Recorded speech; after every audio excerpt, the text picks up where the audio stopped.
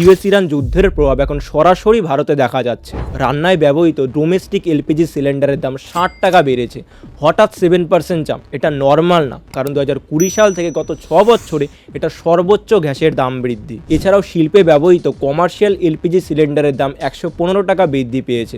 যদিও এর কোনো কারণ সরকারিভাবে জানানো হয়নি, তবে এই সব কিছুই হচ্ছে গালফ নেশনের গ্যাস এবং অয়েল ফ্যাসিলিটিতে অ্যাটাকের পরে। ইন্ডিয়ার 60% ডোমেস্টিক এলপিজি ইম্পোর্ট হয় সৌদি আরব, ইউএই, কাতার এবং কুয়েত থেকে, যেগুলো অলরেডি ইরানিয়ান স্ট্রাইকে ক্ষতিগ্রস্ত হয়েছে। এছাড়াও 90% এলপিজি ইম্পোর্ট হয় স্টেট অফ হরমোসের মাধ্যমে, যেটা সবচেয়ে গুরুত্বপূর্ণ অয়েল ট্রেড চোক পয়েন্ট, এটাও ইরানিয়ান স্ট্রাইকে ক্ষতিগ্রস্ত হয়েছে। শুধু গ্যাস নয়, যুদ্ধের ফলে গ্লোবাল তেলের দামও বৃদ্ধি পেয়েছে। ব্রেন্ট অয়েলের দাম শুধু এক সপ্তাহে $72 থেকে $92 পৌঁছে গেছে। মোর দ্যান 25% ইনক্রিজ, যেটা সেপ্টেম্বর 2023 সাল থেকে এখনও পর্যন্ত সর্বোচ্চ গ্যাসের দাম বৃদ্ধি। যেহেতু ইন্ডিয়ার 90% তেল বিদেশ থেকে ইম্পোর্ট করে, তাই গ্যাসের পরে পেট্রোল এবং ডিজেলের দাম বাড়ার সম্ভাবনা আছে। যদিও ইন্ডিয়ার কাছে এই মুহূর্তে 1 থেকে 1.5 মাসের তেল মজুদ আছে, তবে দেখার বিষয় সরকার এর দাম বাড়ায় কি বাড়ায় না। আপনার কি মনে হয় অবশ্যই কমেন্টে জানাবেন। আর এরকমই ইকোনমিক্সের টপিক সিম্পলভাবে বোঝার জন্য এখনই পেজটিকে ফলো করুন।